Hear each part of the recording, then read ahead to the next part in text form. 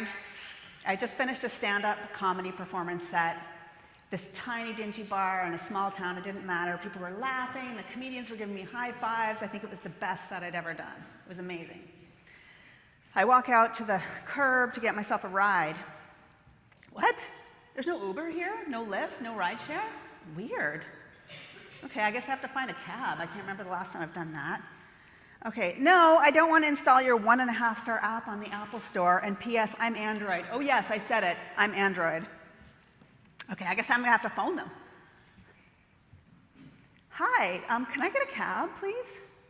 Oh, 345 Sheridan Street? Now, please. Okay, that would be great, thank you.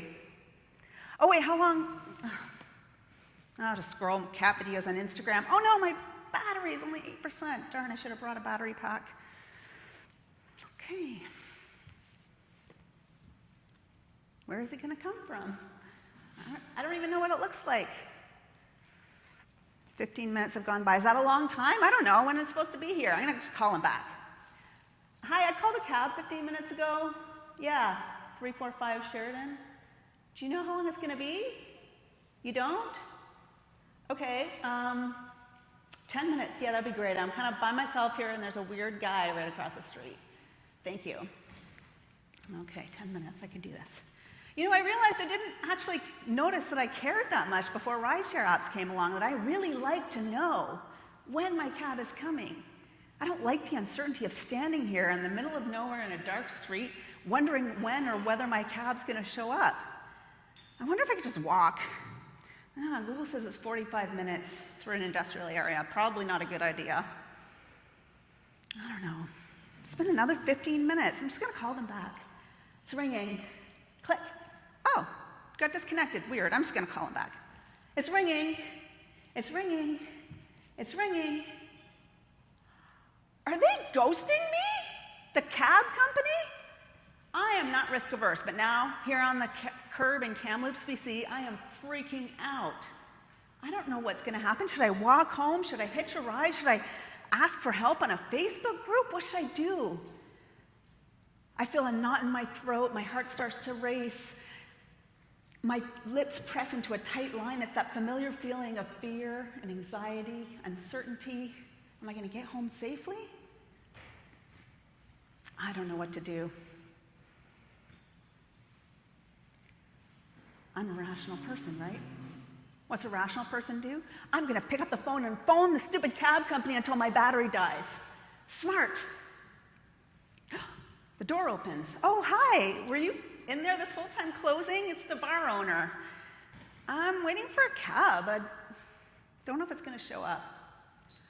Yes, I would love a ride, thank you so much. As I go to get into a car for the ride, guess Kamloops cab company shows up.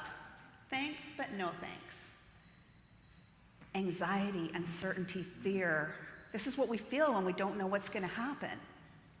Have you ever had that rideshare app and you watch that little black car doing that wiggly thing as it drives towards you, just waiting, waiting, waiting? Oh, there's Diego. He's got a 4.9-star rating on 2,652 rides since 2019 in his silver Toyota Corolla, ending in a license plate 321. Oh, and there he is. The certainty of knowing when that cab's gonna get here. In 2023, Uber made $37.2 billion. A business fairy tale story, right? When Kevin Hart, the comedian, was asked to invest in early Uber, he said it was like strangers giving people rides, and I thought, this is the stupidest shit I've ever heard. And it sounds kind of stupid when you think about it, right? So what is the reason for Uber's success? The certainty of knowing when that ride's gonna show up. And this is what it feels like when you're waiting for something to happen and you don't know what's gonna happen, whether it's maybe not a cab, but maybe it's a merger, an acquisition, a change in leadership. Maybe it's not knowing what your job's gonna be like in the next 6 months. This is the uncertainty we're facing. And because we love certainty, we love the status quo, it feels really good. Amy Webb, who's a futurist, says that we're in a super cycle right now. A super cycle is a rapid change of growth with a high demand for commodities. I don't really know what that means. You probably know what that means more than I do. But unlike in other supercycles, like when the steam engine was invented, we have 3 technologies right now in this supercycle. We've got artificial intelligence, biotechnology, and the connected ecosystem of things. And I had to look that up because I was like, what is that? So if you don't know what the connected ecosystem of things is, it's like if you're hot in your house and you say, house, I'm hot. It'll bring the shades down on the sunny side of the house. It'll open the window on the cool side of the house and turn the fan on. That's the connected ecosystem of things. And the change is coming so rapidly. I don't need to tell you in the credit union space with all of the different changes that are happening. And I hear that there's a lot of flexibility in your jobs because you're often smaller. And so you have to change and adapt and try new things. But that change can be stressful. If you live near the ocean, you probably know what a riptide is. A riptide is a strong current that can pull swimmers out to sea. You can see these swimmers in this video here. They're a little bit farther from the other swimmers. They're in a riptide. When you're pulled out by a riptide, sometimes you don't even notice it's happening. And then all of a sudden, you look around and you realize you're far from shore. What you might want to do is get back to safety. And so your instinct is to start swimming back to shore against that current, which is what they're starting to do now here. They're starting to realize, wait, we need to get back to shore. But even if you're an Olympic swimmer, you cannot outswim a riptide. And people will continue to try to swim against the riptide and get exhausted and sometimes even drown. Sometimes our instincts are wrong. And sometimes our instincts in change are like the instincts we have in a riptide, which is to swim back to shore, swim to safety. So the first thing you need to do is recognize that you're in that riptide, that you're in that change. And then the second thing you need to do is take a minute and realize that your instincts might be leading you astray. And that takes mindfulness, thinking, wait, I'm in a riptide. I know I want to swim directly to shore, but maybe that's not the right approach. So to get out of a riptide, there's a few things you can do. You can swim parallel to shore. That was the old advice. Apparently it doesn't always work. Or you can let the riptide carry you because it doesn't take you too far. Sometimes it even takes you all the way back to shore or to a sandbar. And that's when you need to think of new approaches and realize that there's not only one way. And here comes a lifeguard to come and rescue them. And it's a little bit like the leaders that feel like they have to help everybody through change instead of giving them the tools they need to navigate it themselves.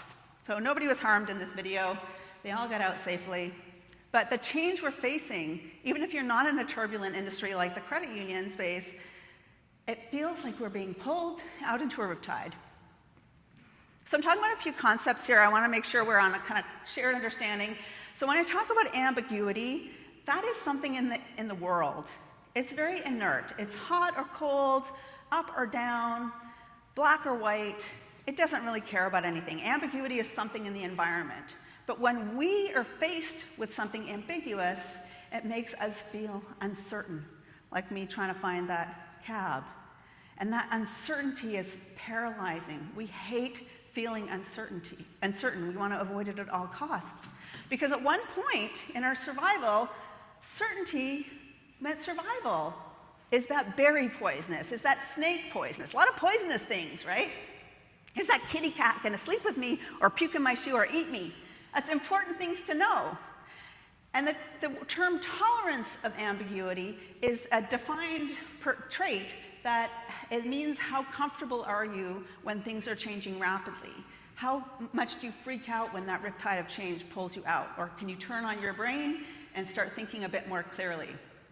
And I'm talking about tolerance of ambiguity and uncertainty today.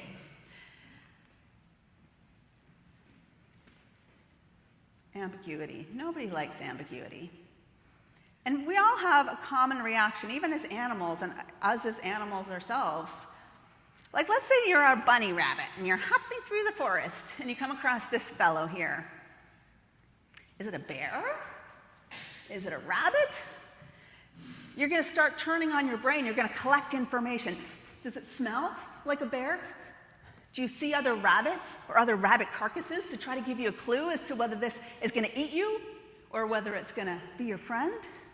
And you're going to listen. And then your instincts are going to push you into action, and that action is almost always what's worked in the past. And what works for rabbits? What's a rabbit going to do when they see a threat? We see ambiguity as a threat. Anybody? What's a rabbit going to do? Run, run. They're going to run or jump. That's my rabbit impression. And heels. A rabbit's going to run because a rabbit has run for thousands or millions or however many generations of rabbits there are.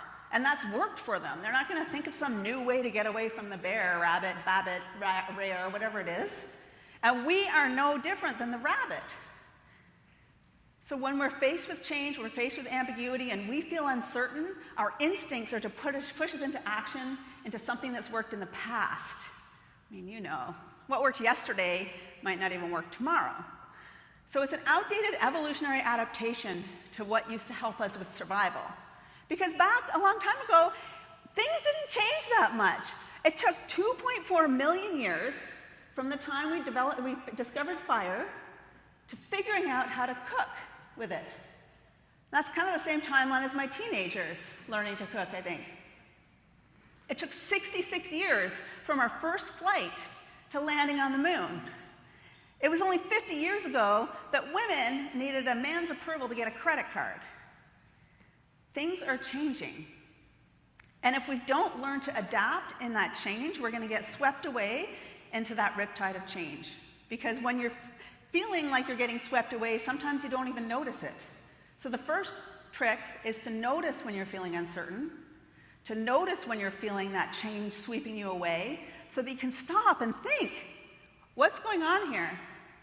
I don't need to swim directly back to shore. I can take a minute, and I know that I can think of new strategies to move forward. Certainty sells. It's addictive. Just like me looking for that Uber, wanting to know where the Uber is coming from. And it's an evolutionary need to resolve a question in our minds. And in order to do that, we find shortcuts, patterns, heuristics to make sense of the world, and we don't even know we're doing it.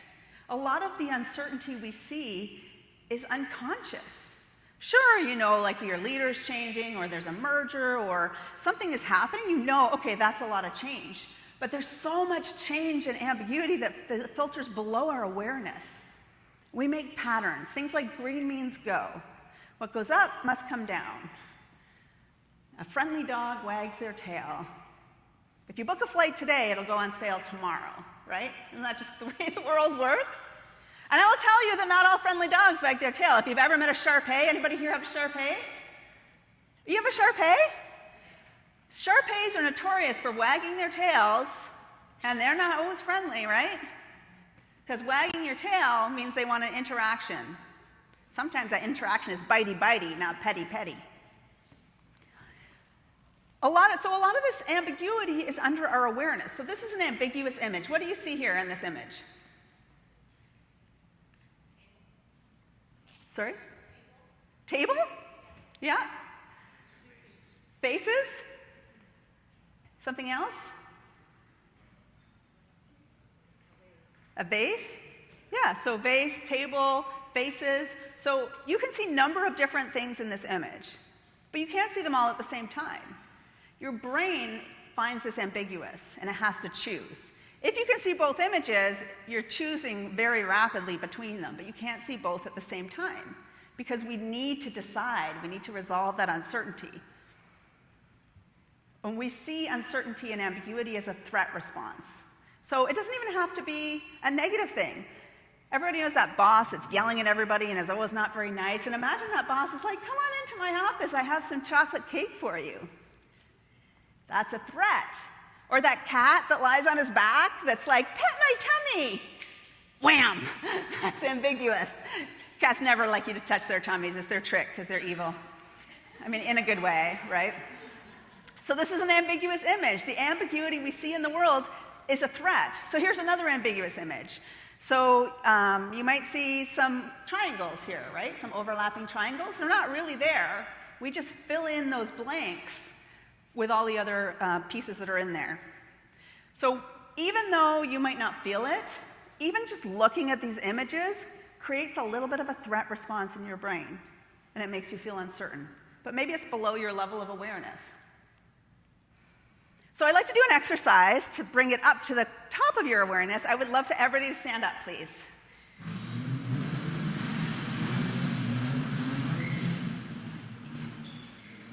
Thank you.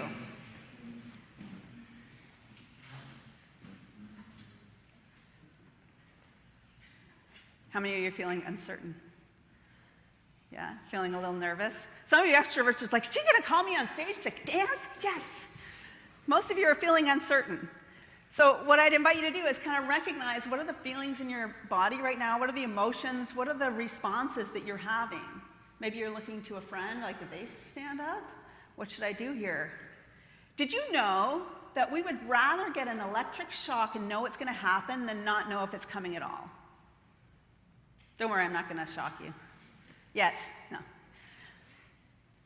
So for me, when I'm feeling uncertain, whether it's at the top of a double black ski run or it's talking to my son's math teacher, oh my goodness, I feel the same sensations. I feel like my lips are pressed together, almost like I'm pursing my lips. I feel like kind of shaky in my hands, like I kind of want to do this. I feel like I want to bounce on the balls of my feet.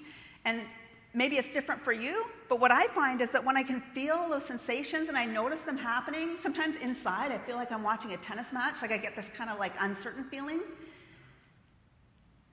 If you can recognize those feelings and say, oh, I'm feeling uncertain, recognize that you're in the riptide, then maybe you can actually take steps to resist that temptation just to swim back to shore and do that instinctive reaction.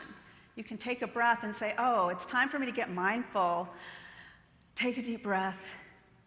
Because that's how it feels when we're facing all these changes in the workplace. We think, should I walk out? Should I call HR? Should I look for a new job? And it feels very uncertain. Instead, if you tap into these feelings and take a deep breath and notice they're happening, then you can find a new step forward. So before you can sit down, how many of you are feeling like you're just aching to sit down?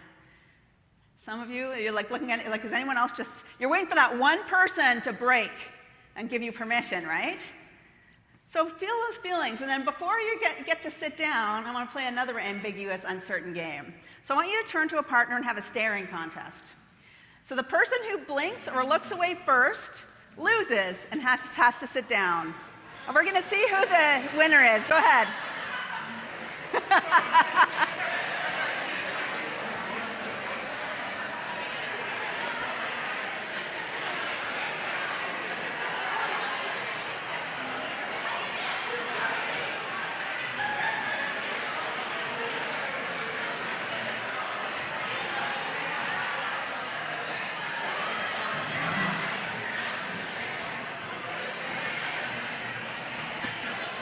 I have prizes. Who's left? Okay, here, you're left. You're left at this table. I don't know who won. Here you go. There's prizes. Who won at this table? I don't know. I was a little late. Yeah, I was like, I don't like. Who won? Did you win? They were pretty good. There you go. Their last two. Okay. I don't know whoever won at the table. I've got candy. Who won? I don't know who won. I didn't think this exercise through. Oh, you've got candies already, but whoever won. Anyway, Caitlin, can you pass these out for me? Yeah, of course. I didn't think this exercise, so this is the ambiguity of doing a new exercise. I'm like, I'm going to have candy and chocolate.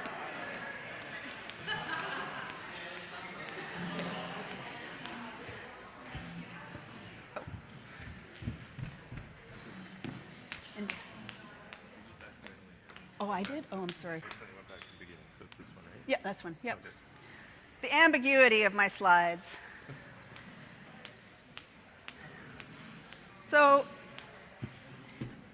how many of you love that exercise? Nobody? Oh, one person did. The same person who wanted to sit down or wanted to come and dance. I can't remember. It feels uncomfortable, right? It puts us in an uncomfortable position to do something new. There is ample evidence for the nerds in the room like me. I'm happy to share the peer-reviewed research that tells us how much ambiguity makes us stressed. In fact, tolerance of ambiguity, that trait that I mentioned, that where we're more confident as things change, it's predictive to be protective against burnout. Ironically, the problem is that we hate ambiguity. It makes us stressed, but also our inability to sit through the ambiguity anymore makes us stressed, because we all have the world in our pocket, right? I remember the last time I went and met some friends from where I used to work at an emergency clinic. And we hadn't seen each other for 10 years. We were chatting about our vacations. Hey, look at this picture. This is exactly what it looked like, right? We want to know exactly what it looks like. What happened to that guy? Oh, we can just search him up, find out where he is now. And oh, he looks like he went on vacation to that place. Isn't that where Lost was filmed? Let's just search that up. We're losing our ability to sit in that discomfort of not knowing what's going to happen. And it's a challenge, because if you work in the world, you know that people are feeling stressed. 49% of people feel like they're struggling and they're really feeling on edge every day, and some reports say up to 80% of people are at risk of burnout this year. That's a big deal, because when you're burnt out, you can't work. You feel disengaged, it affects your performance. Also, in the credit union space, I hear that you wear many hats and there's lots of different things to do. And even across the board in industries, 44% of workers' jobs are going to be impacted in the next 5 years. So the job skills are going to change. So how do we keep up that constant change without getting burnt out and stressed out, right? I mean, we can ask Google anything we want. I can say, you don't even have to type it in. You can just ask, hey, Google, how am I doing so far? Okay, Google, how am I doing so far? Oh, I don't have my sound on, because I'm a good attendee and I turn off my sound. Okay, let's try that again. No, look at these suggested questions. I want to see your face. Can you see me? Weird. Tell me all your secrets. No. How am I doing so far? How am I doing so far? Oh my gosh. Oh, my sound's not up. See? It's the ambiguity. Okay, I'm trying one more time. How am I doing so far? Did you hear that? Gorgeous. I've done this like 20 times, and it's the same answer. I'm like, come on, Google, shake it up a little bit. I bet if I ask Siri, does anybody have an apple? What if I ask Siri, well, how am I doing so far? You got an apple? Okay, ask it, how am I doing so far? How am I doing so far? I have 25 events for tomorrow. You have 25 events for tomorrow. Wow, you're busy. I don't think I have 24 events for tomorrow. So our tolerance of ambiguity, so something's not working. Something's got to change, right? So there's this paradox we have to hold between, like, role ambiguity is extremely stressful, where you don't know what your job is or what's expected of you. That's one of the key drivers for burnout. On the other hand, we have people who are not able to tolerate ambiguity anymore. We struggle, and in fact, younger generations have lower tolerance of ambiguity than older generations. I don't know if it's like an age or a generation thing, but it might have something to do with that phone that we're always attached to. And as leaders, you might feel like your responsibility is to remove all ambiguity for your teams or your coworkers, your families. And it's impossible to do that, although these people tried. Please be aware that the balcony is not on the ground level, in case you couldn't see the 25-foot drop. I was in the elevator here. Have you seen this? It's like, please do not jump in the elevator, because then you might get trapped and you will have to pay for it. Do you see that sign? I was like, how many more signs are there going to be? Please don't press all of the buttons in the elevator. Please don't do this, right? Because we want to try to remove all that ambiguity. But we can't change the change. We can do things like maybe use AI to help redefine jobs more quickly so people can have more role ambiguity. But we can't remove this uncertainty of change. It's impossible. So let's look at a bit of ambiguity from my life. As my son said, I said, hey, how was your day? It was literally Ohio, dude. There were some low aura betas, and they phantom taxed my grimace shake, and it was my kind of Riz. And then Veronica said my aura smelled bad and I should take a shower. But I'm high-key Sigma and don't take showers. Don't know what that means, but facts, you're the Himothy. I'm all that and the bag of chips, right? I'm on fire. I ate it and left no crumbs. That's all Gen Z slang, if you don't know, if you don't have kids. It's fascinating. I'm fascinated by the Gen Z slang. It's so creative, right? Facts, no printer. Anyway. But you know a little bit about ambiguity yourself. I just Googled, like, credit union acronyms. I think I heard this morning, talking to a handful of people, like 6 different acronyms. AML. What's your favorite acronym? Anybody have a favorite acronym? See if I can guess what it is. You gotta yell it. I can't hear you from way back there. Who's got an acronym? LOL. Is that TBD? Is that to be determined? Yeah? Okay. LOL, laugh out loud, or does it mean something else? Okay. Sometimes it means different things, right? AML was, what was the AML? Where's my AML friend? It was something about fraud or illegal. Oh, what was it again? Anti-money laundering. Never would have guessed that. Acronym village. So let's play another game. This is a game, we're going to play this game, and then we're going to talk about the results. So this is to kind of help you understand the bias we have against ambiguity. So in this game, there's some cards, and each card has a point. So I can already see the keeners are like, I'm going to get this. You know, the math people are like, I can do this. So 2 to 10 is worth 1 point. Jack, King, Queen are worth 5 points, and an ace is worth 10 points. So if I were to give you these 3 cards, how much would that be worth? 7, yay! Doing better than my son in grade 11 math. Although honestly, it's pretty tough stuff. Okay, so 7 points, yes. So in a minute, I'm going to press this button, and it's going to show you a series of cards that are going to appear and disappear very, very rapidly. Your only job, someone's got their pen out and their pen, ready to go. You get a calculator if you want. Your only job is to count up the points to a total number. Is everybody ready? Okay, it goes really fast. Here we go.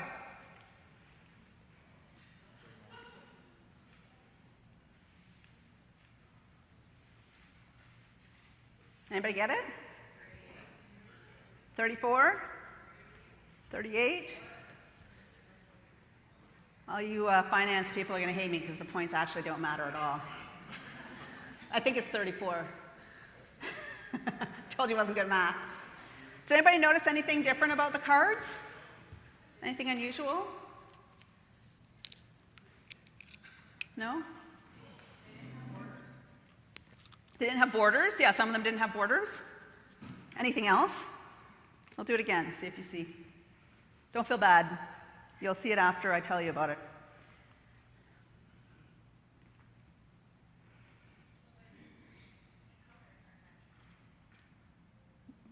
The cover, what did you say? The colors are wrong, right? Like the spades? Nobody noticed that the first time around. So some of the cards, like the ace of diamonds, should be red. The ace of clubs should be black. We've got 2 kings. And the reason there's no borders in some is because I stole these off the internet, and so they're all slightly different. This was what they did in an experiment with university. So it was university students, right? So they asked the university students, this is kind of back in the 90s, what their feeling was on affirmative action. And then they just put them into 2 groups. The one group, they just showed them a regular deck of cards, flipped through it, kind of like that test we did there. The second group, they showed them a deck of cards, but then they showed them these unusual cards in the deck. Just like you, nobody noticed the colors were wrong. But after they showed them the pictures, the people who had seen these weird, wrong-colored cards were less likely to consider someone else's point of view. They were more rigid in their existing stance, and they were less open to discussion about their beliefs. Nobody knew that ambiguity was showing up for them. It was unconscious, but it affects the way that we approach things. So when we're exposed, and in other research conditions, when we expose someone to an ambiguous condition, they're less creative. They say, everybody says, we love creativity. Creativity is awesome. Everybody says that. And then if you show people some ambiguous pictures, when they do those kind of testing things, they're like, creativity is great. Actually, I hate it. They do these where you know what people are thinking. And so what happens, leaders are prone to that bias as well. But not only that, leaders specifically, people who are even arbitrarily assigned to a decision maker condition, they say they want creativity, but they actually hate it, and they reject creative ideas. In fact, leaders have a different definition of what creativity is. Maybe you've had a boss who always rejects everybody's idea, and you're like, why do they not want to take any ideas? Because once you're in a decision maker, whether you're leading others or not, when you're in a decision maker role, you start to see things differently. A creative idea is something that's easily implemented, that's feasible, likely to work. Ask anybody else, a creative idea is risky, something that's never been done before, or something that's new. So leaders have the normal bias against creativity and innovation, plus they also have this other bias, specifically that leaders get to have, against creativity and innovation. And not only that, leaders have a lower tolerance of ambiguity than their team members. That sounds like a bad combination, right? And if you're a young leader, you're also potentially prone to that generational effect of having a lower tolerance of ambiguity. How are we supposed to find out how to do things differently and move forward and change if we're biased against those very ideas? So it's important to know that this is happening, to be aware of those feelings and sensations, the biases that we hold, so that you can know that you're in that riptide. Oh, there's an expression, a Russian proverb, trust but verify, right? You've heard that? So sometimes leaders lead with bias. They're like, I just don't think it's going to work. Like Kevin Hart, the stupidest shit I've ever heard, right? When we have a strong negative reaction or a strong positive reaction to something, that's the best idea I've ever heard. Why? I just think it is. It's probably bias. Because a truly creative idea, what's your gut going to know about it? A truly creative idea has never been done before. It's brand new. There's no data, there's no history, there's no experience to rely on. So if you have a gut feeling about something that's going to work, that's an innovation, or that's creative, it's probably not that creative. It's probably just some flavor of what you've already done. I'm a big fan of the book Thinking Fast and Slow. Anybody else here read that one? By Daniel Kahneman. He won some kind of Pulitzer or some award for that. Basically, the book says we think we're thinking slow, which is like cognitive, like smart data analysis, but we're actually thinking fast, which is that reaction, that swimming to the shore. We just use our slow thinking brain to justify our fast thinking ideas. So how can we take a moment to realize we're in a situation that's going to affect our decision making and our thinking, and turn on our big human brain that's evolved for over the centuries, millennia. Hopefully it won't take 2.4 million years. We also have a bias against people. If the graphic designer with the Birkenstocks comes to tell you an idea on how to increase revenue in Q4, probably not going to see it as such a good idea, and vice versa. You want a creative idea, something out of the box, something unique, and the suit comes to tell you, you're like, might not be that creative, even if the ideas are the same. So let's play this game. This might be an easy one, but which one is the business leader in this series of images? Does anybody know who any of these people are? You can just shout it out, a letter.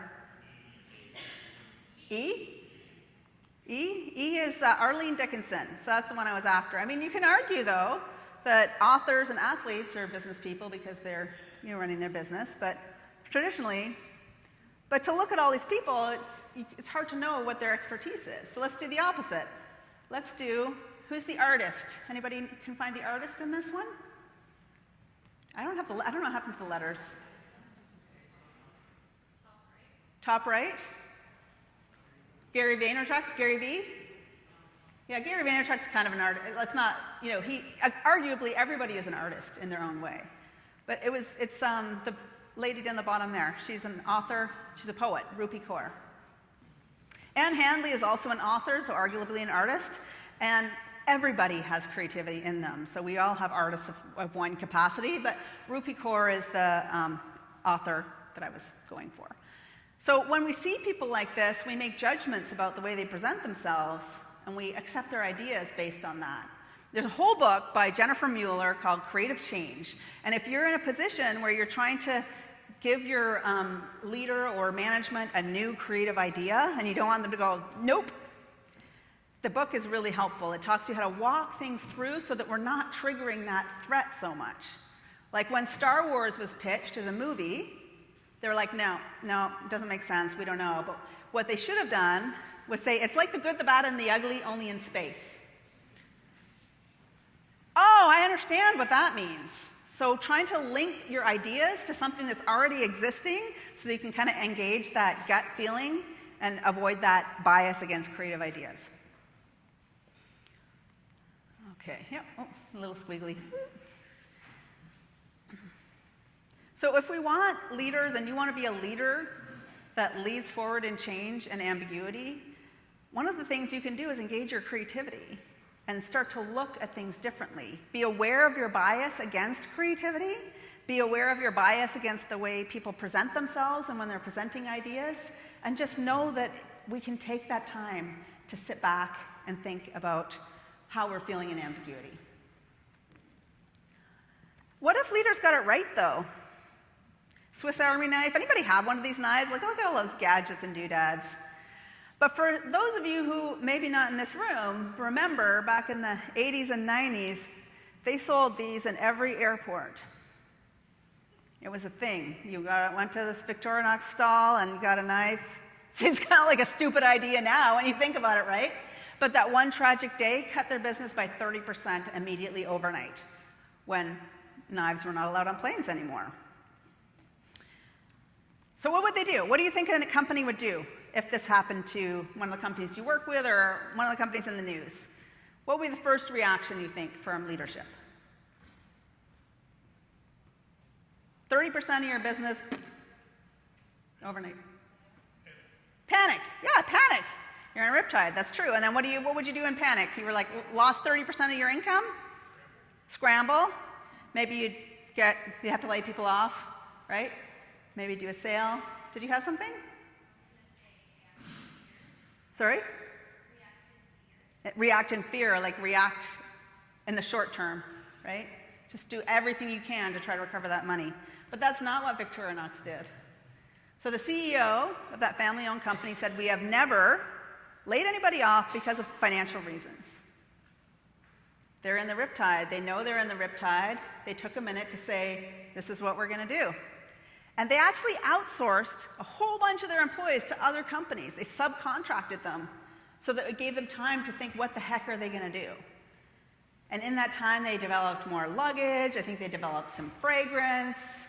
And then they were able to get their employees back. I mean, that's a creative leader that's not reacting out of instinct. It's a leader that's reacting with their values, but also in a creative way. How can we do things differently? I've never heard of that before.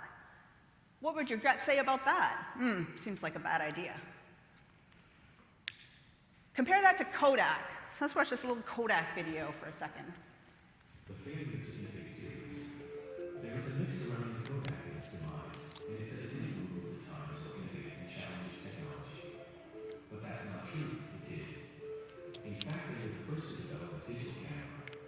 They embraced the internet, and way before Instagram, they developed an online photo sharing site for users to upload images, share, and order prints. Kodak's problem wasn't the technology. It was the cash cow of physical film within their business model.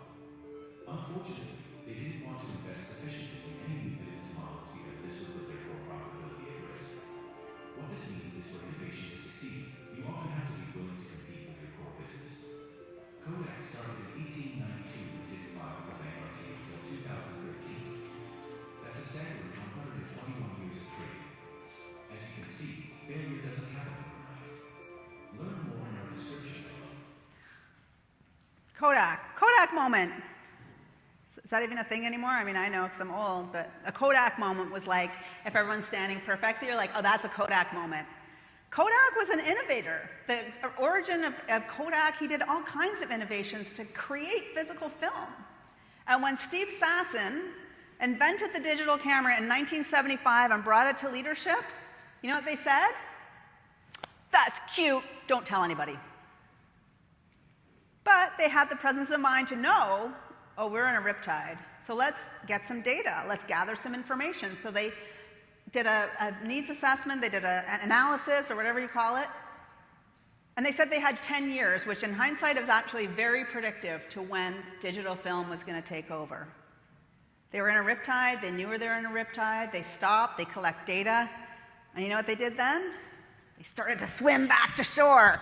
They created a digital camera that only made physical pictures. Smart, right? In retrospect? Any other companies come to mind that have done this kind of thing, that have rejected innovation and just kind of drilled down on their original business? Can you think of any of the? Yeah. BlackBerry Blockbuster, yeah. Blockbuster, Netflix approached Blockbuster, right? You know the story? And they said, no thank you, you suck. Guess what happens? Now Blockbuster is the one that sucks, right? Any other examples? Yeah. What's that? Sears? Yeah, good example. Maybe tell me a bit more about Sears.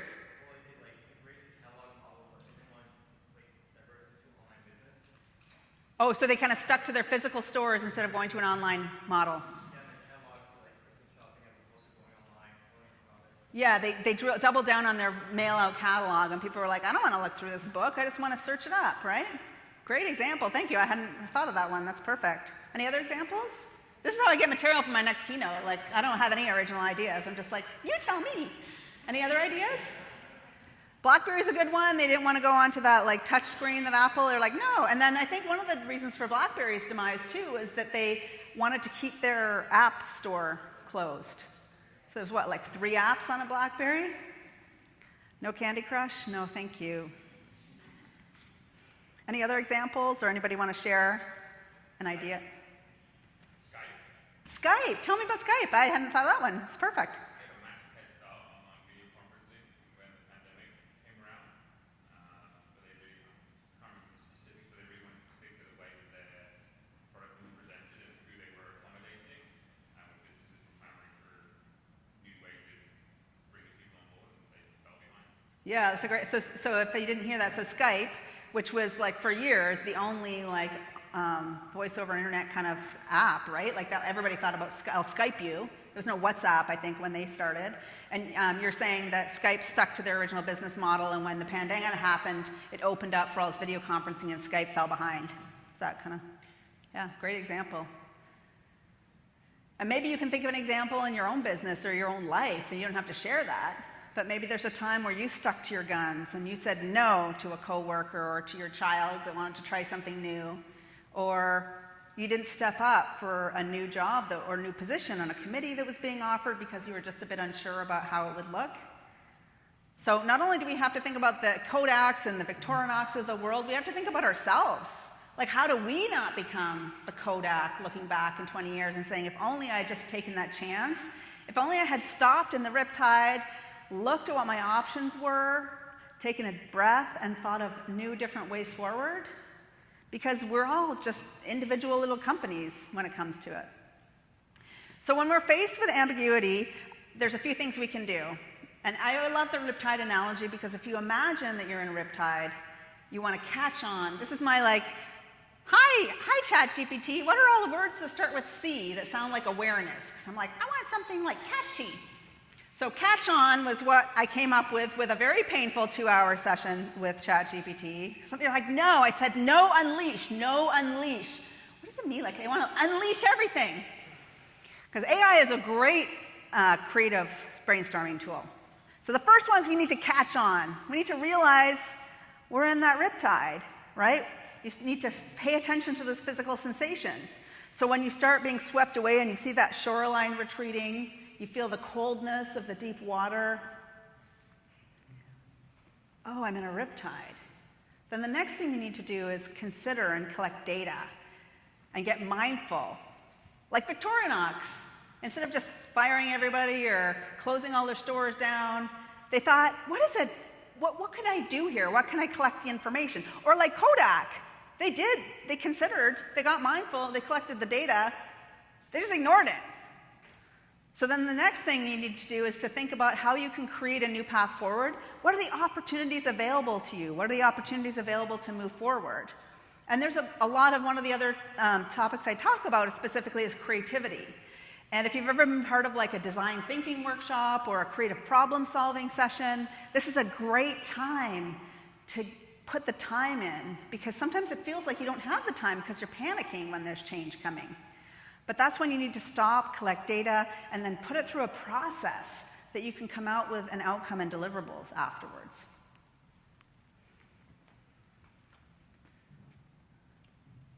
This is just fancy. I was procrastinating rehearsing, and I made a fancy slide that did movie things. So catch our reaction, consider the data, create a solution. All right, so it's time to do something fun together.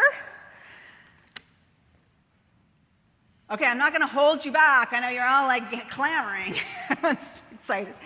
So this is the uncomfortable introduction, and what I'd like to do is kind of bring all these concepts together of feeling uncertain, how it feels, then taking a moment to take a breath, and then how to move forward differently. So this is adapted from a book called The Success Hangover from Kelsey Ramsden, and it is a way of introducing yourself that is probably going to be new to many of you.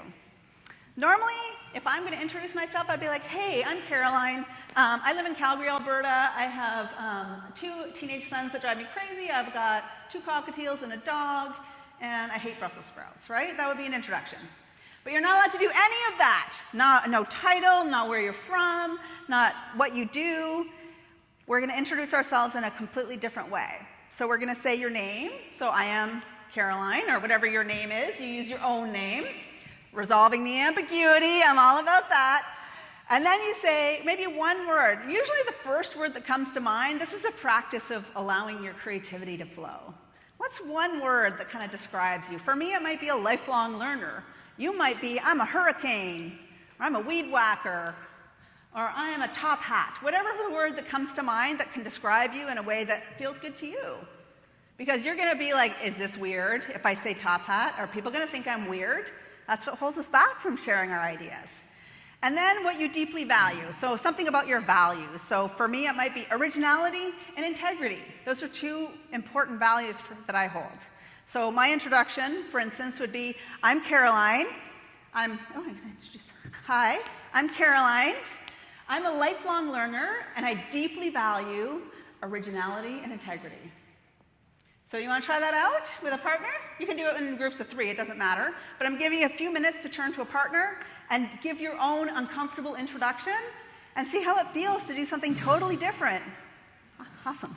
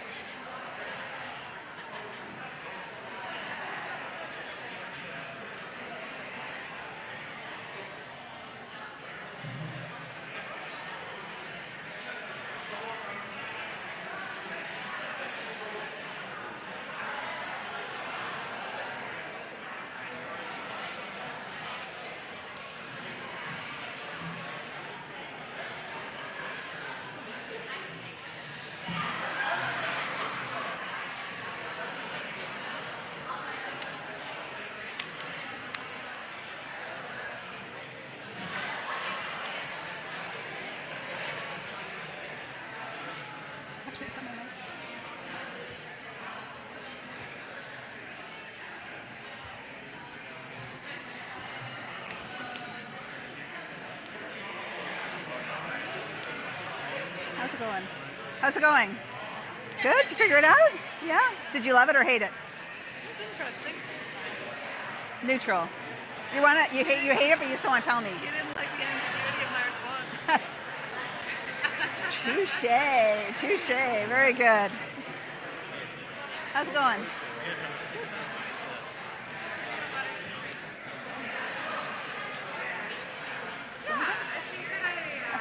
Did you love it or hate it? Sorry to interrupt. Is it going okay? Personally quite easy because I think about this stuff too much. Some people do, yeah. Some people who have it's a journey for people. So then try something different.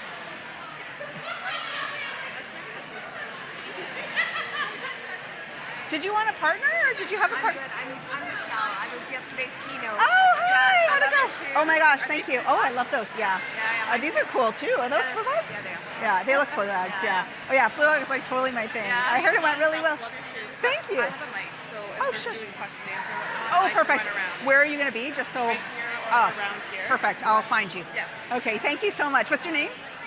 Brianna. Brianna? Yes. Nice to meet you. I'll probably forget your name, but I'll. Okay. Name tags. Okay, but I won't be able to see it from. I can't even see it from here. So. Thanks. You're doing great. Nice to. Thank you. Oh, good. Yeah, I heard your session was really good too. So yeah. Hi. I'm gonna circulate and see if they have questions. Yeah. Love your flu. Oh yes, exactly. Did you do your job? Did you do your? Okay. Okay. Is that okay? Yes. A lot safer. Is there anything you need from me? No, I think I told you. Yeah, Touching just like, everything as much yeah, as I can. Yeah, perfect. They're gonna dance towards the end, so having like some, yeah, exactly.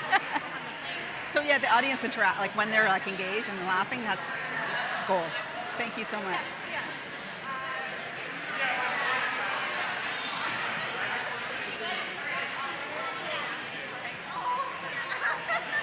Lots of laughing here. It's good. Are you enjoying it? Yeah, it's wonderful.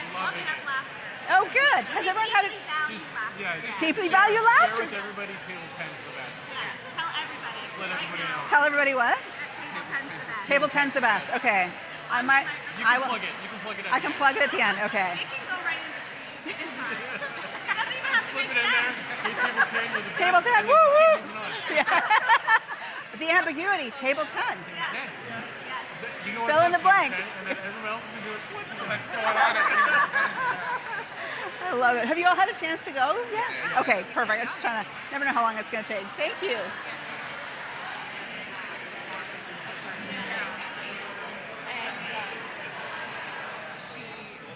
Did you all get a chance to go, or how did you like it?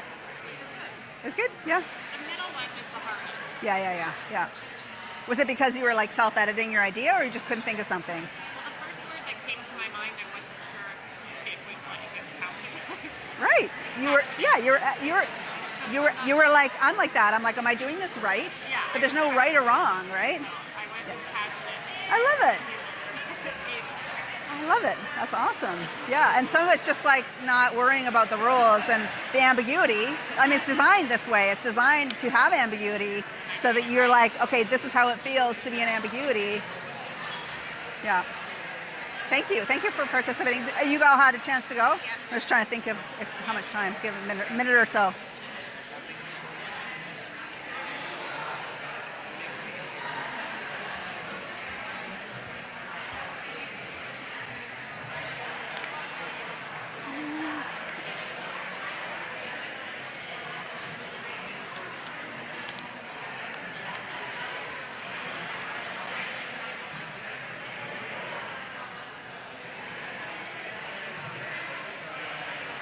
Okay.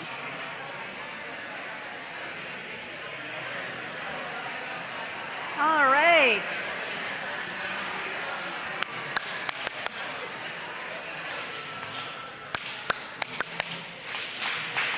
You know, I've tried so many different things, and that is the one from kindergarten that gets everybody back. Or there's 1, 2, 3, look at me. That one doesn't work as well. How was that? How many of you hated it? Honestly. Couple people? How many of you loved it? More people loved it. Okay. And the rest of you are either have no arms or you're just not sure. Does anyone want to share their introduction?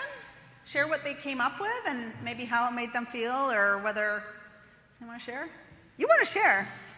Do you? You will? Yeah? Oh, here comes the mic. Sorry. I know what's going on, but you don't. Can you stand up, please? Thank you. What's your name? I'm Shaylin. Hi, Shaylin. I picked on you because you shared it with me and you seemed like you would be fine with it, so eye contact, yeah. I am a passionate human, and I value community and family. Nice. And you had told me, do you mind sharing, like, what part was hard for you? The middle one, I just was not sure if we were doing it right, or if I picked a proper word. I wasn't sure if I was doing it right. Right. Am I going to be right? Am I going to be correct? Am I going to do this the way that people expect of me? Right? Which is what's often holding us back from new ideas and sharing new things. And also sharing the originality about ourselves. Because we want to show up in a certain way because everybody else is looking like that. But that's not really going to get us to innovative places. Thank you so much, Shailene. Let's give her a round of applause. I gave away all my candy, so thank you, Brianna. Anybody else want to share theirs? There's one over here, Brianna, at the back. Hand up. Oh, we got someone. I'm making the mic runners run. Hi, Nick. Hi, Nick. I am a tree, and I deeply value personal growth. Ah, what was the middle one? I'm a Tree. tree. I love it.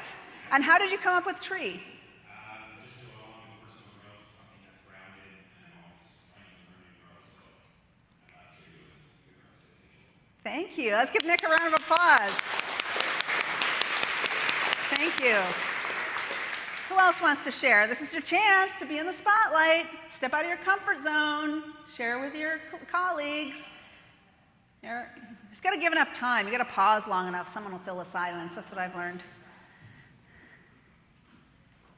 Hi, I'm Brittany. I'm a passionate person, and I deeply value relationships and honesty. Relationships and honesty. Thank you. Wonderful.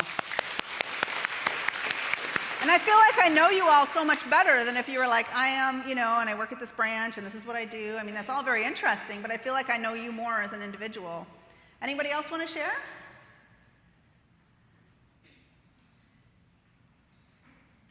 See, just wait long enough. Someone will volunteer. Nobody likes the ambiguity of me just standing here staring at you all. All right. Hi, I'm Crystal. I'm a book, and I deeply value Perfect. joy and sincerity. You're a book and you deeply value joy and sincerity. What was your name? Crystal. Thank you so much, Crystal. Very good.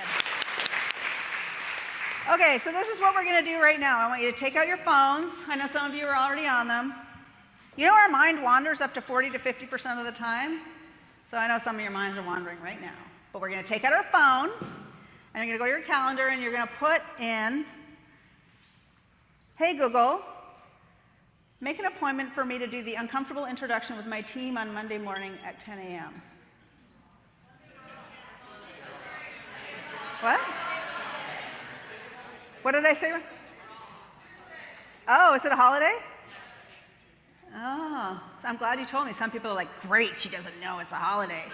Tuesday morning at 10 a.m. then. What holiday is it? What month are we? Oh, it's Truth and Reconciliation Day, of course, yes. I thought about wearing orange, and it didn't match my shoes.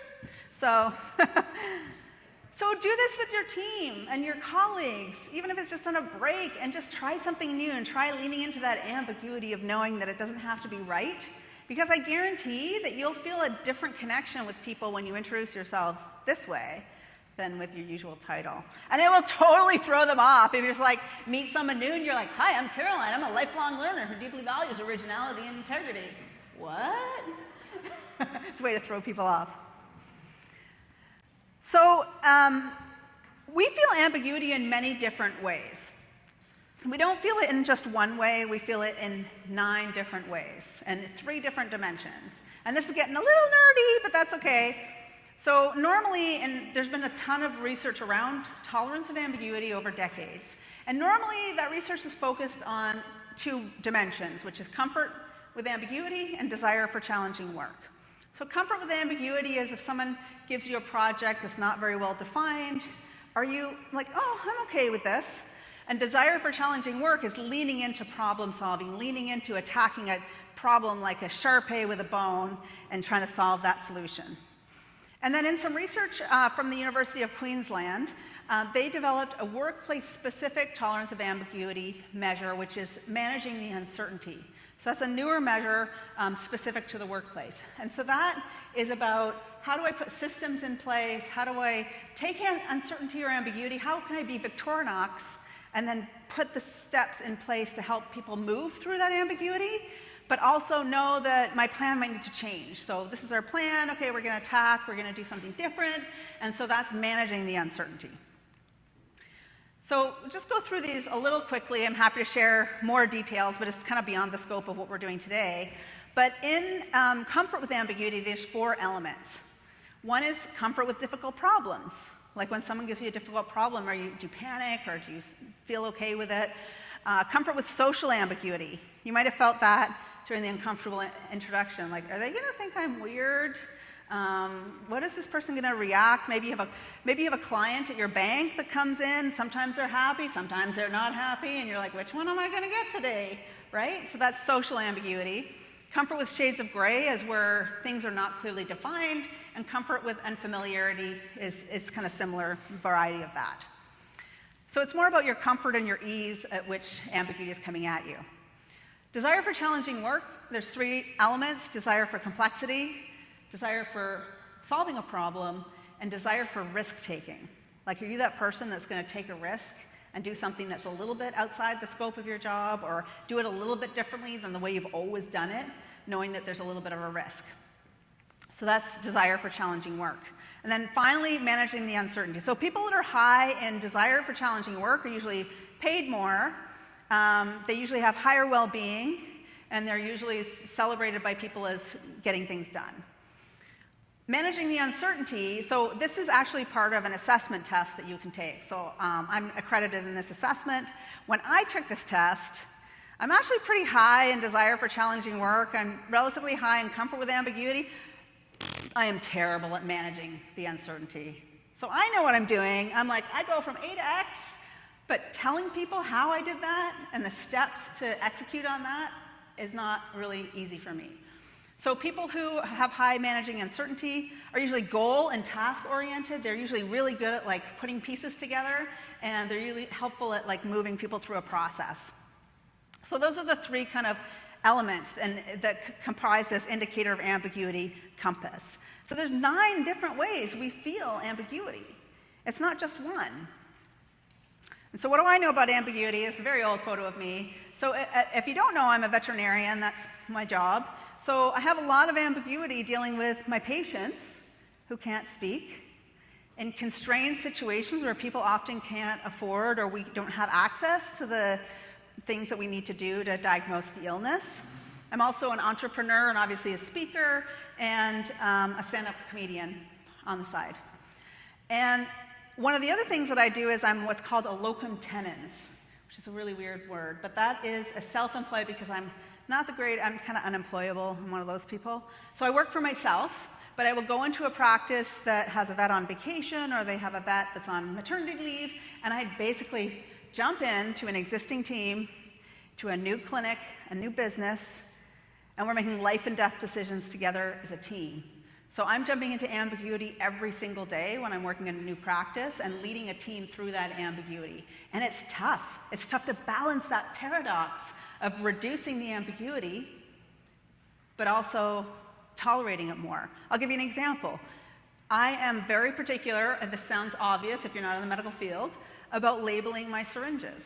But I go into practices where they don't. They all know that the pink stuff is this vaccine and the other stuff is that, but I don't know. I'm not injecting something in a patient unless the injection is labeled. But to them, they find that ambiguous. What do you mean I have to do something new now? I have a new role definition? I don't normally do this. This makes me feel uncomfortable. But I'm over here going like, label a freaking syringe, right? Like, it seems so obvious. But you can't take anything for granted because you go in assuming they're going to be doing things the way you do them. And they don't. So trying to balance that leading into ambiguity and not stirring the pot and making fireworks all day, but also saying there's too much ambiguity here and our patient care is at risk. They call it practicing medicine for a reason because you never get it right. But trying to decrease that ambiguity is really, really important. And there's the challenge, they've done a lot of work on tolerance of ambiguity in physicians. And there's a thing called overdiagnosis, which seems like wouldn't be a bad idea, right? But if you're a physician and you have a low tolerance of ambiguity, meaning you want things to be clear, you start doing all the tests in the book to be sure. But tests can be wrong. You can never be sure. Sometimes tests throw something like spurious and unrelated out at you and you start chasing that down a rabbit hole. It's not good for patient care, and it's also not good for physician well-being because physicians with a low tolerance of ambiguity, they burn out and they have less well-being. So we can extrapolate that to anything. Are you in a position or do you know someone that has to have all the information? That person that has to scroll the menu and pre-order what they want to eat before they go to the restaurant. That's someone with a low tolerance of ambiguity. Or someone who's flies to a country they haven't even cracked Google to find out what to do there, like someone with a high tolerance of ambiguity. It doesn't mean you have to be one or the other, but if you can increase your tolerance of ambiguity and be a little bit more go with the flow, less worried about all of the details, unless you're injecting something into a patient, then maybe you can be a little bit less stressed. So I want to share an example of a story from my veterinary world and maybe see if we can relate it to your world. So there I am. I'm peeking through the door to the waiting room, trying not to anybody see me. It's my first job as a veterinarian. I graduated like 3 months ago. Standing room only. I'm the only vet working because I'm the new grad and I'm putting in my time, working the Saturday. There's a lab straining at his leash, trying to greet that reluctant chihuahua. The cats are wailing in indignity at being pulled from their sunny windows. I turn from this door. I'm already 15 minutes late for my next appointment. I turn and I almost hit my senior tech, Amy. She's carrying a fecal sample for processing. This day is literally turning to shit. Okay, I go get ready for my next appointment. Then Amy taps me on the shoulder back from her poop patrol, and she's got the phone. It's 1997, so she's doing this with the phone. Old phone, with the receiver. She's got her hand over the phone. She says, "Before you go into that appointment, can you give me a dose of Benadryl? Mr. Smith called. Joey got stung by a bee." "Oh, sure." I grabbed the calculator. How much does Joey weigh? This is literally the easiest thing I've done all day. Yeah, wait, why does he think Joey got stung by a bee? Well, it's happened before. He came in from outside, and he was really stiff and sore and sleepy, and he just kind of crashed. He's not even wanting to eat. That doesn't seem right. I mean, dogs who get stung by a bee, sure, they get sore, but they don't usually crash and not want to eat. They just kind of have a little sore. Could it be an allergic reaction? I don't know. I have to make a decision. Look, Amy, can you tell Mr. Smith to bring Joey in? I think we should take a look. Fine. Yeah, hi, Mr. Smith. Yeah, the new vet? Yeah, she wants you to bring Joey in. I know, yes. Okay, see you later. So that exchange is an example of social ambiguity. There I was Mr. Smith going to call my boss? Was he going to come in yelling at me for not giving him a 20-cent dose of Benadryl? And then there's my tech, Amy. Did I just lose all the confidence she had, hopefully, in me at the beginning? She had a baby shower to go to. I was going to keep her late. Was she angry at me? Was she going to go and tell my boss how terrible I was and how useless I was? And maybe you're not at a vet clinic, but maybe there's a time you turned to a colleague, or you had a client you had to give difficult news about their account, or someone that you had to have an uncomfortable exchange with. That's social ambiguity. Someone high in social ambiguity, they're vulnerable, they love challenging situations, they're like, give me a party, right? But if you're a little bit more like me, and you lie in bed staring at the ceiling, replaying that stupid thing you said over and over and over again, that's social ambiguity. The end of the day comes, Mr. Smith's in the waiting room with Joey curled up on his lap, and I call him in, and I'm like, "I'm so sorry, I just had a weird feeling about Joey. Thanks for bringing him in." And I look down, and there's Joey, and he's falling asleep on the table. Maybe you have pets, that's not normal. For a dog to be falling asleep on the table of the vet clinic. So I lift Joey's lip to look at his gum color. I look at the other lip just to give myself some time. I want to say it's fine, everything's fine, here's your Benadryl, it's a false alarm.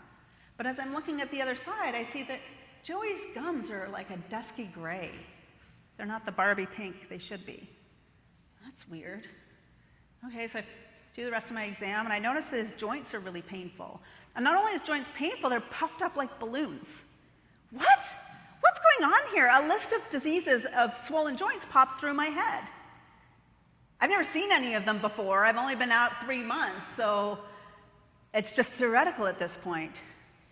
And maybe for you, it's not a swollen joint, but maybe it's a mortgage application, or maybe it's an operating plan, or maybe a vague job description that you're supposed to implement on. I ask Mr. Smith to do some tests, and he consents, and I test the joint, and I pull back on the plunger. Blood? There's blood? Why would there be blood in his joints? This makes no sense. But outside, I'm calm, cool, and collected. A bead of sweat's running down my back, but I'm like, I need to know what I look like. I know what I'm doing. I need to look confident. Inside, I'm freaking out. What's going on with this dog?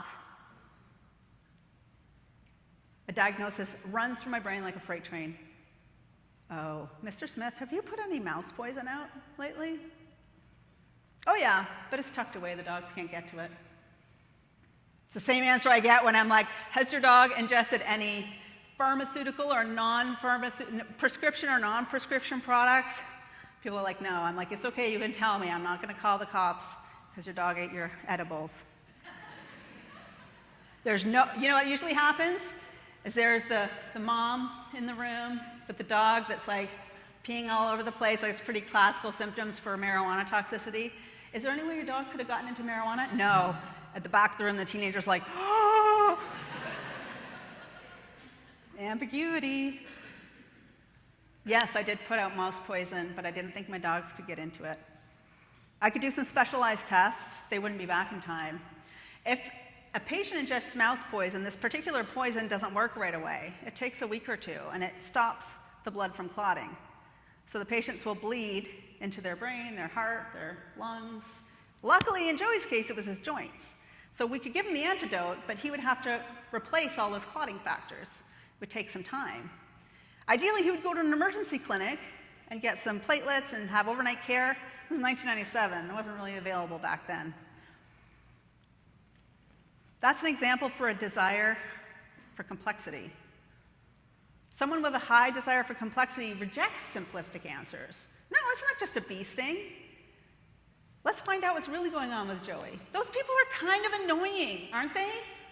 Like, just do that. Well, no, I want to find out what the real problem is, get to the real heart of the matter. Just do the thing that we always do. But that desire for complexity is a willingness to step into ambiguity and find the real problem. So we get the plan together. I tell Mr. Smith, okay, so if this happens to Joey over the weekend, you need to drive 3 hours to Orlando. I was living in Florida at the time. I thought it would be like Canada, only warmer. It was warmer. So drive to the emergency clinic. We had a contingency plan.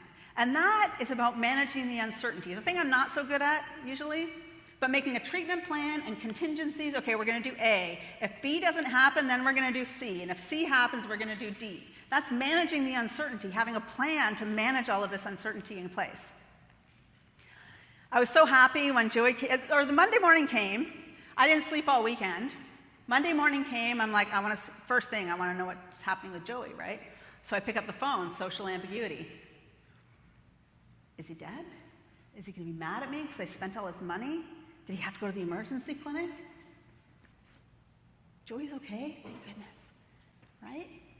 The ambiguity that was paralyzing all weekend. All I could think about was this little doggy and whether he was going to do okay or not, even though I knew I had done the steps. So again, managing the uncertainty. Maybe for you it's developing a plan for a new hire. Maybe it's developing a process in place to do one of your workflows, or even just managing your email. Those are all things of leaning into that ambiguity.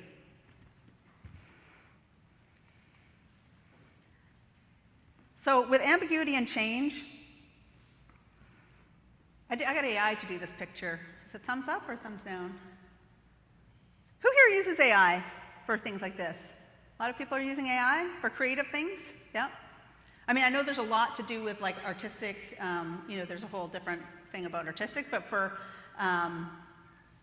creative exploration, I find it actually really helpful for me. So ambiguity and change. This, I could tell you what it said maybe.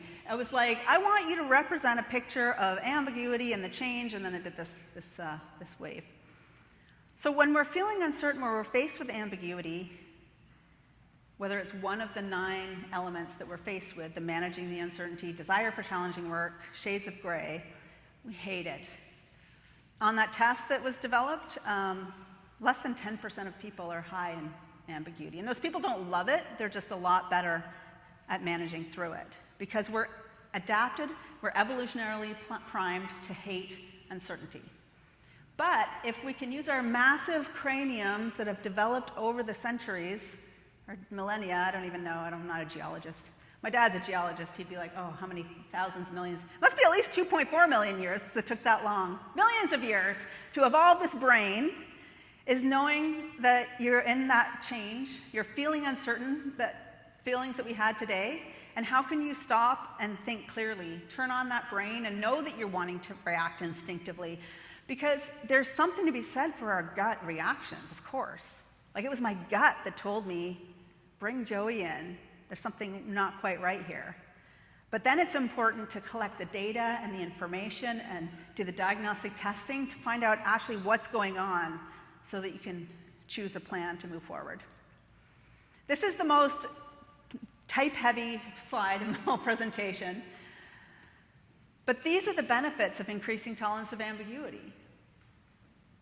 You have better, more engaged employees, they're happier, they have better well-being. If you have a high tolerance of ambiguity, especially if you combine that with self-compassion, it's protective against burnout. So we can't change the change. We can't change the riptides that's happening, or if we can, let's do that, reduce rural ambiguity when we can. Oh, see, now my phone's not silenced. Okay, let me turn this off, sorry. I didn't think that through, the ambiguity of turning my phone sound off and then on again. Okay. Okay, where was I? Engaged employees with better well-being because tolerance of ambiguity. The problem is younger generations have lower tolerance of ambiguity. Existing leaders have low tolerance of ambiguity. What if we could increase that? And McKinsey has found in their Organizational Health Index that if we can start making more data-driven decisions, that it's better for organizational health. They've also found that in high-performing companies, the managers in those companies have a higher tolerance of ambiguity. This is something you can influence. You can influence your tolerance of ambiguity and become more comfortable, even if you're the person that scrolls the menu before you go to the restaurant. It increases collaboration, complex problem solving, our resilience when change is coming at us all the time. We are more comfortable with those shades of gray. More leadership, and you can read those, less bias, and the data-informed decisions that McKinsey has identified as a key for organizational health. And when you look at these two things, creativity and tolerance of ambiguity, we haven't talked a lot about creativity except for in the context of trying to adapt to change and finding new ways forward. Everybody here is creative. Even if you can't paint a picture or draw an image, if you've used Excel and made a pivot table, that's creative. If you've color-coded your pantry or your files, that's creative. If you've taken a new job because it gives you something you want in your life, that's creating the life you want. We are all naturally creative. It's our human gift. And if we're able to exercise that creativity, the data shows that we're happier, we're more resilient, more adaptable to change. And creativity is the #1 factor that influences all 9 elements of ambiguity.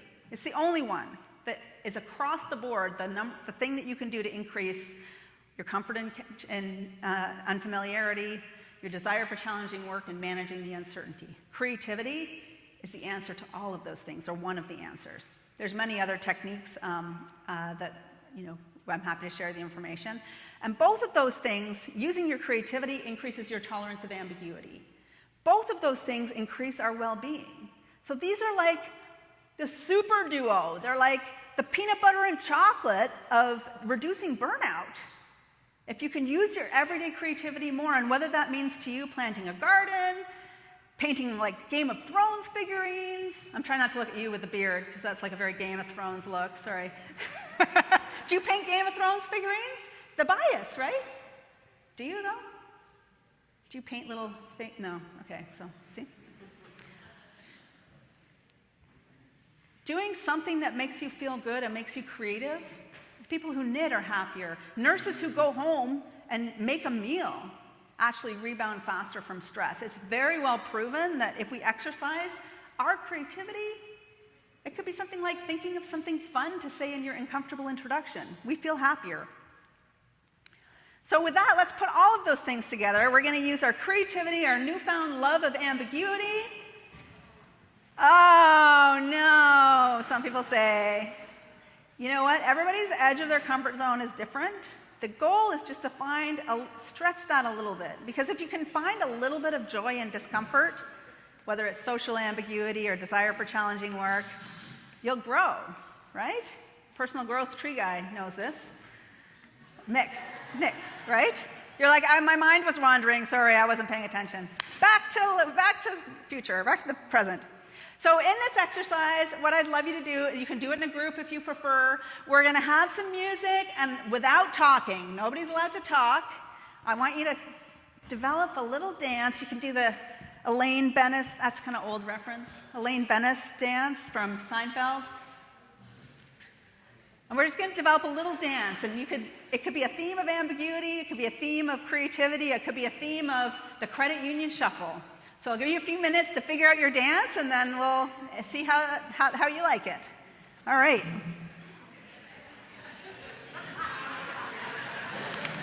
Now you're just having fun. Oh yeah, exactly, yeah. It's all a part of the talk, I swear. Well, this one, it's like a bit longer. It's an hour and a half. So, yeah, It's a great discussion you're having. oh, good. I Hopefully. mean, most places, I've done multiple different careers. Okay. Went to school for many different things, right? Yeah. And like, I've done them. Now I have my own company as an entrepreneur, and Yeah. I can see it way more. Oh. That like most places, they really cut out creative Oh people. yeah. Oh yeah. Like yeah. they don't even make it past the first. No. one Oh, or and I two. forgot to mention that actually, they do that. Like that. Thank you. I always forget something, but they actually have research to show that if you share creative ideas, you're considered less leadership potential. Favorable. Yeah. Yeah. It's one of the reasons why, because I'm more naturally inclined to be an entrepreneur, I've moved on. Yeah. Because you hit a ceiling really quick. Yeah. Okay. Yeah.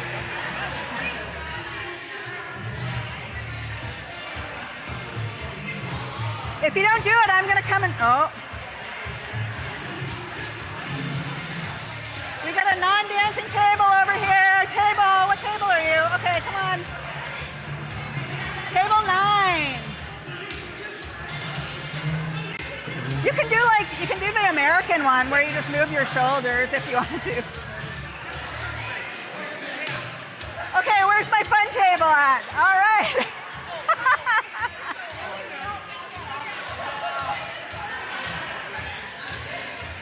Come on, channel your disco. Ooh, I like that one. And you know what? You can copy other people. Creativity is plagiarism undiscovered. So, my favorite quote. Oh, I like that. I like the. Most people are doing it. I had to pressure one of the tables We there. did count 6 that have failed. Oh. No. It's great. This is fantastic. Good. Okay. I'm loving it. And I'll probably just wrap up after this. It's Yeah. pretty Do you close. want to do a few Q&As? If you want to. Okay. Do you want to? Because I'll probably do it before my ending. Well, you've got 15 minutes Yeah, of okay. wiggle room, so it's up to you. Okay. I'm completely great with the ambiguity.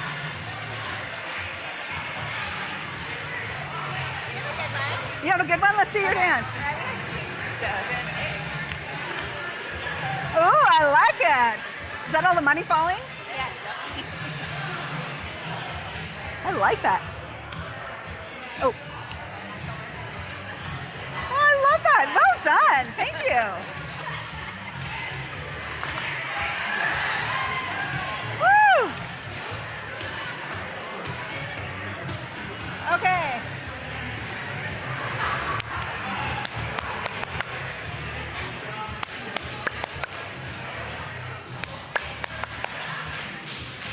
There.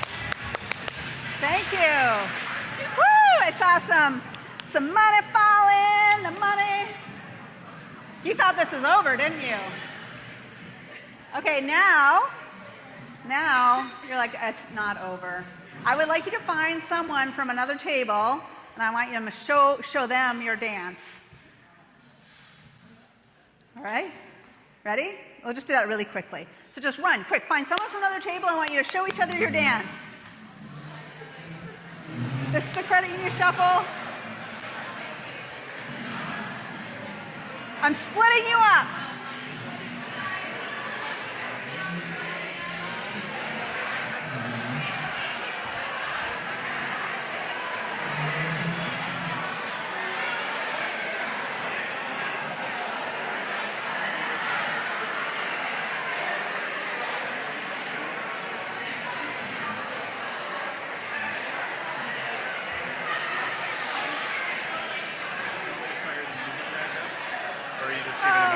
Yeah, it's fine. No, Okay. that's fine. No, yeah.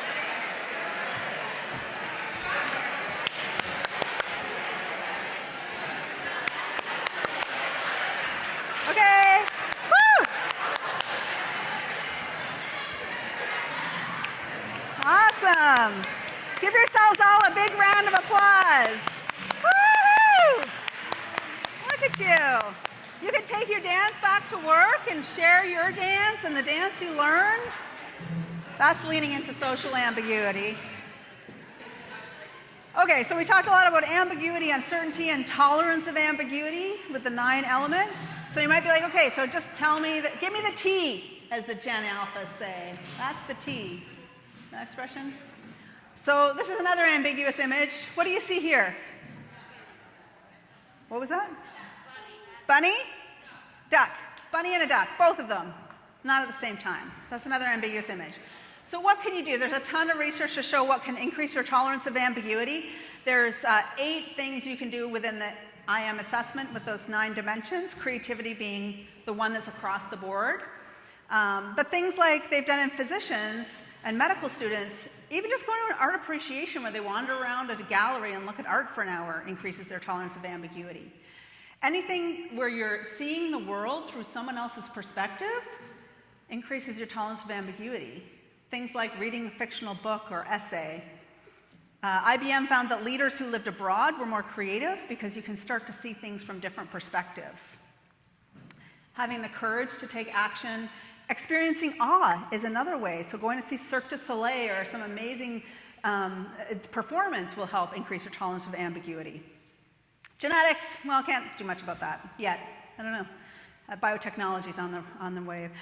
Bilingual, learning how to say have a nice day in the first language of a colleague or a client or someone that you see, a barista, will help to increase your tolerance of ambiguity. But creativity is the big one. Because if you think about it, when you do anything that's creative, let's say you're painting an image of a tree, you don't know what that tree is going to look like until you do it. If you like to cook and you want to throw a dash of pepper or paprika, or like my husband, instead of orange juice in the soup he made, he used 5 Alive. Yeah, it was disgusting. He's actually a very good cook and does most of the cooking, but the 5 Alive soup was not a winner. But he tried it, right? You don't know what it's going to taste like, although you probably could guess what soup at 5 Alive would taste like. You don't know what it's going to do until you try it. So stepping into the uncertainty of knowing how things are going to work out with anything, whatever floats your boat, something you used to do when you were a kid. How many people I talked to when I told them about my jewelry business, because I never wanted to say I had a jewelry business as a vet. People are like, why are you doing that? That's so weird. But I kind of got over it. And then I realized when I told people about my jewelry business, they'd come back like a week or a month later and they'd be like, you know, you told me about your jewelry business. I thought that was kind of weird. But then I remembered that I loved to quilt in high school. I love to write. I love to journal. I love to do all of these different things that I just don't do anymore. If you can relate, maybe there's something you used to do that was creative that gave you joy. And I encourage you to consider doing that again, because not only does it make you happy, it'll make you more confident during change in the future of work. So when caught in that riptide, the number one thing we need to do is what we worked on today, is build that awareness, those physical feelings that we did when we did that standing up exercise, that pursing the lips, that bouncing on the heels. What do you do when you're feeling uncertain and knowing that you need to recognize that? Because you don't want to just react out of instinct into that outdated adaptation. The next thing is to collect information, consider, take data. Like McKinsey said, data-driven decisions builds organizational health. So yes, trust your gut, but verify. Make sure that you know what you're doing and that it's not just a knee-jerk reaction to change. And then finally, create. Creativity is how we're going to move forward into the future. Not only is it correlated with this ability to tolerate ambiguity, it makes us happier. It also makes us feel more engaged with our work. If you're using your creativity at work, you're half as likely to be looking for a new job. Pretty simple, right? They're the super duo of peanut butter and chocolate. So thank you so much for sitting through this and participating. Table 10. It's an inside joke. They were like, say that table 10 is amazing. And I'm like, well, I don't know if I can say that. But I'll just say table 10 and the ambiguity will follow. But you all did such a good job in participating. And I know that it stretched some of your comfort zones a lot. We have a few minutes. If anybody has any questions, I'm happy to stay for them. But what you need to know is that if you want things to be different, and you want to tolerate change with more confidence, and you want to feel happier about all the things that are coming your way, you need to learn to pay attention to that awareness of when you're feeling uncertain. Know that you're going to want to react in a way that's worked in the past. Be mindful in that moment. Take a deep breath. Because your body thinks you're running from a Babbitt or a rare, but you're not. You're just making a decision about something that you can take your time. You can be Victorinox. Outsource your figurative employees, if a metaphor you want to use. And then think of a new way forward. And with that, you're going to start to be more confident in change. You'll start to stand out as the person who's willing to take risks, who's willing to lean into that ambiguity and try something new. And yeah, you're going to fail a little bit. But maybe you'll make all the difference in your own life, but also in your organization. So thank you so much. I do have a QR code that you can download some activities if you want to continue your creativity and ambiguity journey, and give me some feedback if you'd like. I would enjoy that. And thank you so much to the organizer, Kate and Reese, and also to the AV guys, Kyle and Nolan. You know, such a great conference. I can feel the amazing energy in this room, and I can see that it's a really special group of people that you're gonna lead us into the future with so much confidence. So thank you so much.